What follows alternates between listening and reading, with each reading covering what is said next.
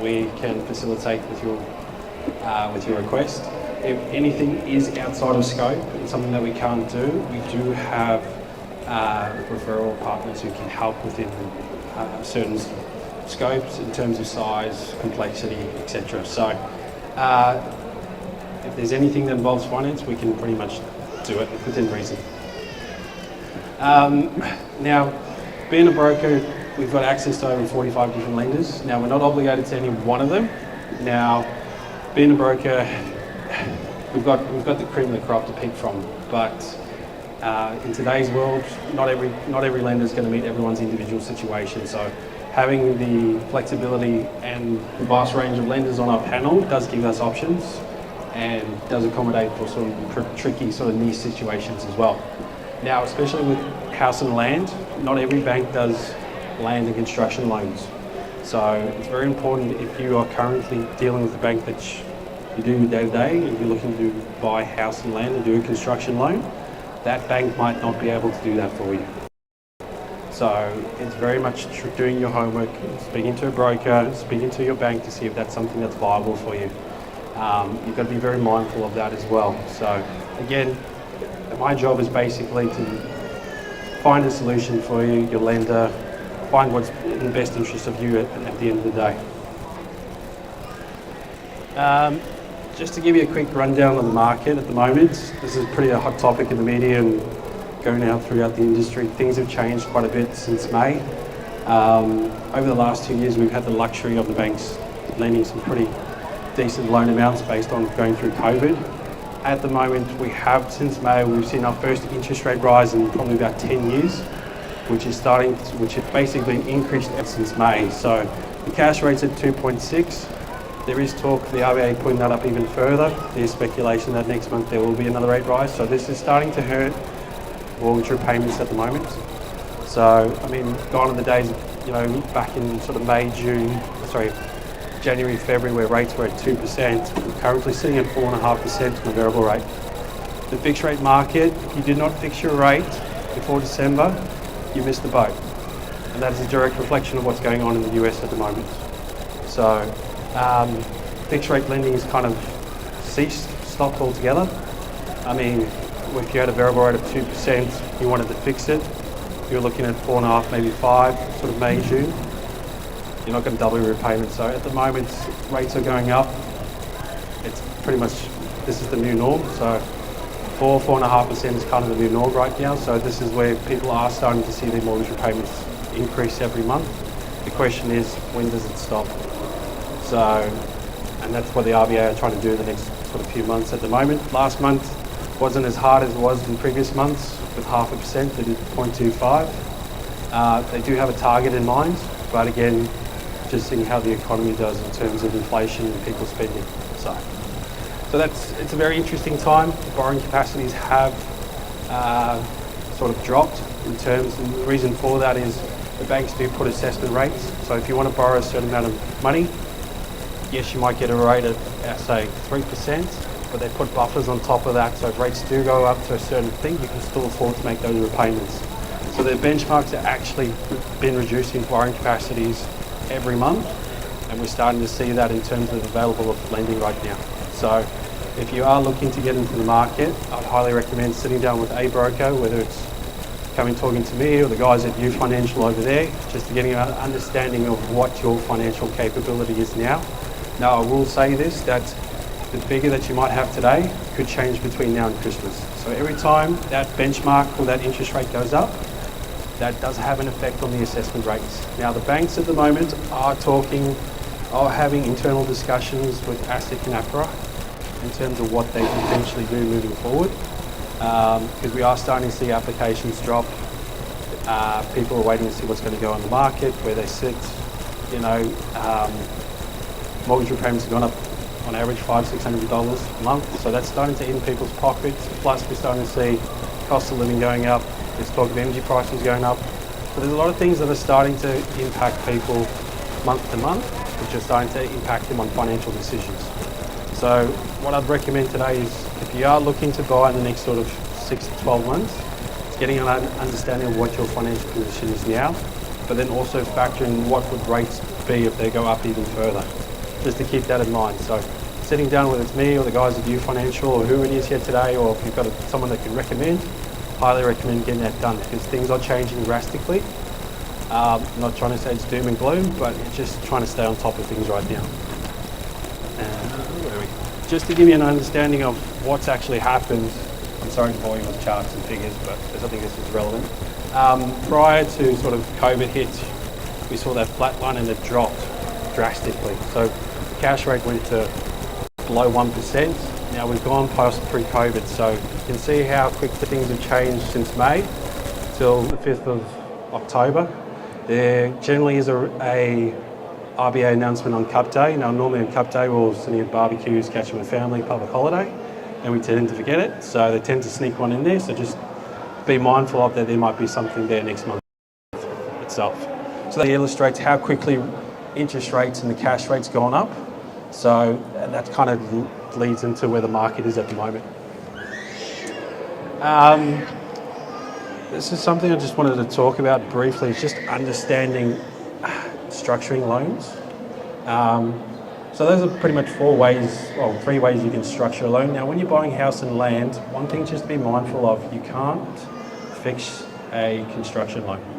Yes, there are probably 3 or 4 lenders. So generally if you're going to get a land loan first, if you haven't got a building contract, you get a variable rate because you don't want to fix it because you obviously have to increase it. Now a fixed rate you can obviously guarantee for 1, 2, 4, 5 years. And that provides a bit of security. Now, if you are looking to do construction, generally fixed rates are not offered until you have completed your house and land altogether. Yes, there are certain lenders that do provide this as a niche policy, but that's obviously subject to the rate at the time. So, obviously, with the variable rates, things fluctuate up and down depending on the bank and the RBA. They're probably the cheapest rates in the market at the moment when it comes to variable. But yeah. So today we're all here pretty much to look at house and land. Now I've broken this up into 2 aspects. Now it's all based on whether you've got a land contract and a building contract. So if you're looking to buy a block of land, you would have a land contract. Now generally the banks would lend up to 95% of that value. Obviously subject to the postcode and the area.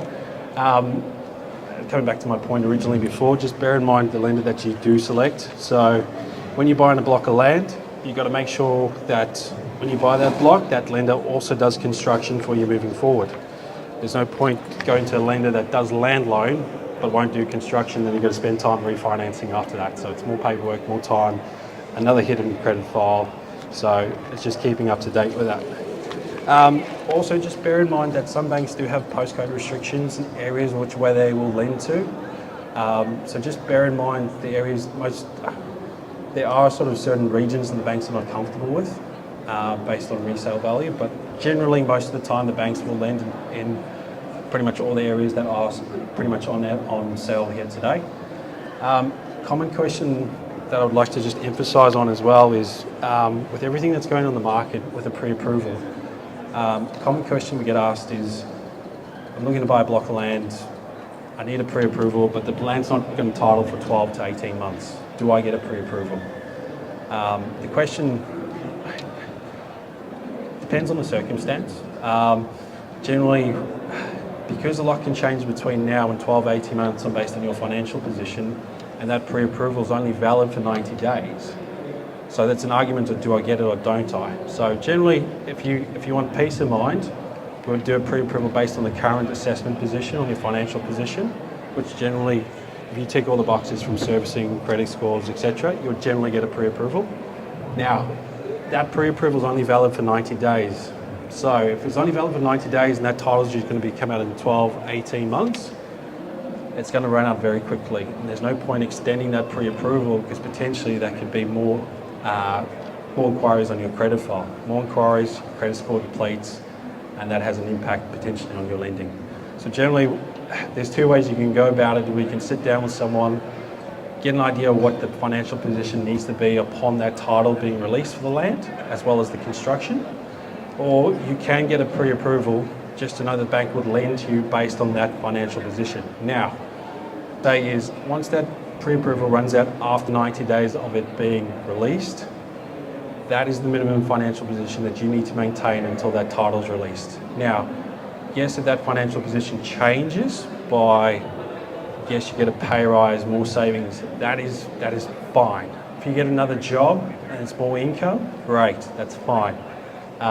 Probation's a big question that we get asked about, but generally if you're staying within the same industry, you're pretty good. Now, if financial position increases, great. If that financial position deteriorates from that point of assessment, that's when you would have to reconsider. That's when things start to get a little bit tricky with finance, because the banks have set you on that benchmark. You need to maintain that upon the titles have been released itself. Just got a couple of quick sort of tips really when you're looking to buy land, just questions potentially. So general question is land, just asking when the titles are going to be released, because that can kind of give you sort of like an end goal date to work towards. Sometimes you do get delays with titles being released, so just factor that into consideration as well, because there are a lot of government parties and a lot of people, independent contractors involved in terms of getting those blocks of land released. Just also bear in mind, once that title is released, generally depending on the contract and the developer, you've got 2 weeks to settle upon that title being released.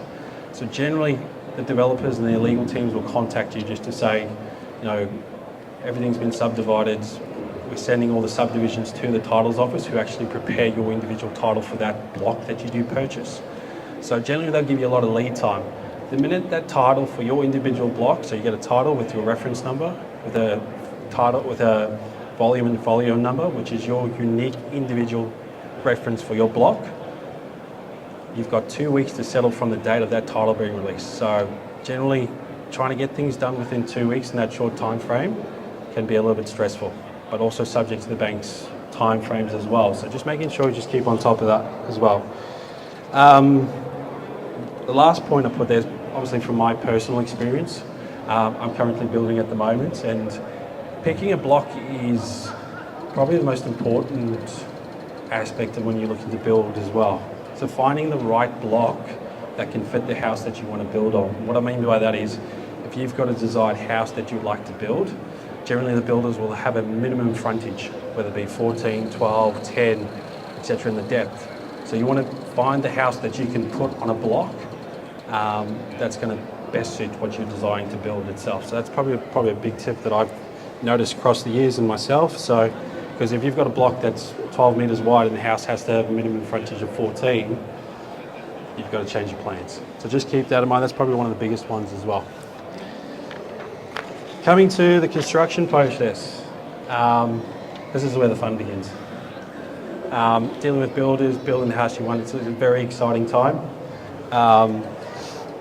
How it all works, you have your block, you get your building contract. Once you've got that building contract, that's when we can approach the bank. They'll take that building contract with the valuation and they'll deem the house to be worth X amount, and that's what the bank will lend against. So it's what we call a tentative on completion valuation. The land and house contract together, deem the end value, and that's what they'll lend against. Once the construction phase starts, you'll have what we call 5 progress payments.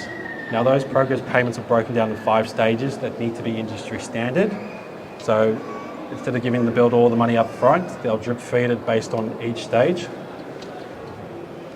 Okay, don't take it. Cool, it's all good.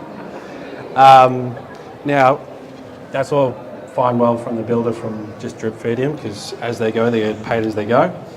During the construction phase, it's also important to know that the bank understands you might be paying a mortgage, you might be renting, so that part of the progress payment for the construction becomes interest only. So you're not making full repayments throughout the journey whilst the house is being built until it is fully drawn down. So that kind of gives you a bit of leeway just in terms of monthly expenditure rates, etc. itself. So one important to note during the construction phase, is if you've got a building contract, make sure you put buffers, anything that you probably think of that might be an additional cost during the construction phase, because any variations outside that building contract, the bank will get you to pay. So the building contract is the bank's Bible. If that has a set figure and you get a variation because you want to put in I don't know, extra room. Oh no, sorry. So we want to put in upgraded carpets, timber, add some sort of extension or addition to the contract. That has to come out of your own pocket if it is not in the building contract. So when you're sitting down with the builders, just make sure that you factor in everything that you want. And look, generally they can put most things in the contract itself. Along the way, you might have some slight variations where it might be a couple $100, grand, etc., which you can mitigate. But anything big, just make sure it is in the contract. A couple of key things to note. Generally, most building contracts are fixed price. Just make sure how long that duration is. Yes, there are, over the recent times, we have had extended delays with construction with materials, which is quite known in the media and the industry. So materials have gone up, labour's gone up, so there are extensive delays. So just make sure you communicate with builders and make sure that there is an adequate time until that contract is fixed before you start building as well. Do your research on the builder. Make sure the builder ticks everything that you want to do from start to finish, etc. Progress payments, which is pretty much industry standard, they'll be in the contract. The gentleman who's about to speak after me, this is my next point, just in terms of building inspectors. These guys are worth your weight in gold, just to make sure that everything is built to industry standard. Not anything against builders or anything, but just making sure the quality's up there. First time owners grant is available. This is a hot topic that we get commonly asked across the board. What kind of first time owners grant do I get? Especially with land and construction, you do get two forms of first time owners grant, which is $10,000 towards the construction, which always goes towards the base stage. In relation to the land, depending on what the land's value is, if the land value is $600,000 below and you are a first home buyer, you will not pay stamp duty on that block. So that's two key massive benefits in saving. I mean, $600,000 land loan or land property value, you're looking at full stamp duty is about $30,000. So it's pretty big savings from that point. Another main question that we do get from a lot of first-time buyers, one applicant might have already claimed a first-time buyer's grant, and the other person hadn't. Unfortunately, if one of the parties who's applying for, whose name's going to be the land, on the contracts with the bank or the land, unfortunately, there'll be no first home granters applied. There is a section within the first homeowners grant form that just does stipulate that, so just keep that in mind. Big one as well, just make sure you get your contracts reviewed as well from conveyancers as well. Just make sure that everything's all hunky-dory in terms of the contracts, the section 32s. Those are probably the big main key points that I'll talk about. When it comes to government grants, I think we've touched about in the first homeowners grant, just to break that down for you guys. So exemptions on the stamp duty. Now, stamp duty up to $600 is waived. However, if you have a land or a property that's from $600 to $750, there are tiered exemptions based on the actual property and price itself. Obviously the FOG, which goes towards construction, that payment is always paid to the first slab payment. So when you get your lovely base stage where that slab goes down, that first homeowners grant actually goes towards that slab payment. It doesn't go to you, it actually goes towards the builder to the first capital improvement of that property itself. This is an interesting topic in itself. The government since COVID has come out and provided some opportunities for first home buyers to get into the market by using certain government grants. There is a website down the bottom there that might be of interest to some of you. This is where potentially you could buy a property up to with using a 5% deposit. These are all the government schemes that are available. The website down below provides all that information for you. There is certain criteria that is involved to meet these. There is household income measures. You have to be a citizen. And there's a few other recommendations as well, which are all on those websites. Those are available. This is an opportunity to potentially get into the market further. Now just please also bear in mind that not all lenders are associated with these schemes.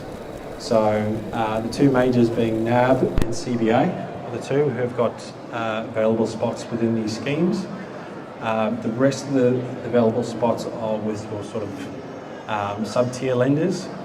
They're all listed on the website itself, but the two major banks that basically all four just had to present a tender or a proposal to be part of the scheme, and CBA and NAB won that. So there's definitely spots, so definitely go have a look. There might be an opportunity for you to get in the market, whether it be now, later, etc. from that point.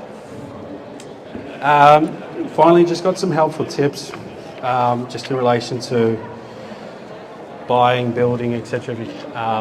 So first of all, just highlighting my first point, is just understanding your current financial position in terms of your property price, your borrowing capacity, but more so what your repayments are. At the moment, we're not particularly worried about the transactional purchase. At the moment, we're more worried about what are your monthly repayments going to be. At the moment, the mortgage repayments are going up monthly, so we're sitting down with all our clients just to make sure, what's your monthly expenditure, what kind of liabilities you got going on at the moment, what can you afford, because these mortgage repayments are continuously, they've gone up since May, so we're starting to see some people just starting to feel a little bit of the heat at the moment. So just sit down, create a budget, understand where you're at, and then also sitting down with someone to give you an idea of what your borrowing power is and what you can afford as well. So again, having your contract reviewed, that's probably the biggest one. Most conveyancers and lawyers will do the first 3 contracts free of charge. So generally get them to give a look. They'll go through the contracts, make sure everything's all up to standard, but also anything that needs to be brought to your attention, whether it's land tax, if there's any sort of covenants, estate guidelines, etc. from that point. Picking the right block size. Generally, sometimes you see that there's all the blocks in the estate have sold and there's one, so just generally check the block sizes from that point. What else we got? Fixed price building contracts. Just making sure those fixed price building contracts generally have expiry dates, whether it be 12, 15, 18 months, so just keep that in mind. You don't want to get a block of land that's going to title in 12 to 18 months. You get a building contract that's going to expire close to that, so you might get some price increases from that point. So just make sure the timings are right. Doing your research is probably the best thing I'd probably say to you in getting an understanding of your financial position. At the end of the day, you probably know your situation better than most, and for me to come up and generalise everyone's situation, again, this is why I like this job. Everyone's situation is different, circumstances, having the ability to find solutions to certain everyone's situations, but at the end of the day, it's just making sure you do your homework. If you guys have got any questions, I'm going to wrap up. If you've got any questions, we're at C26, which is just past the coffee shop. Come down, have a chat. The guys from U Financial are also over there as well. They can give you guys an understanding, book an appointment. At the moment, what I would say, regardless if you're looking to do something now, 6, 12 months, 24 months, just get an understanding where you're at now, and potentially we can work out what you're looking to do. We can set those sort of parameters, those goals, etc. But if you've got any questions, please come down. Myself and Jade will be there, Mark as well. We do also have a bit of an inflation giveaway. We give you an array of iPhone 14. We've got a $1,000 Coles Mart voucher, petrol card, food vouchers, etc. But other than that, if you've got any questions, come down, and thank you very much for your time.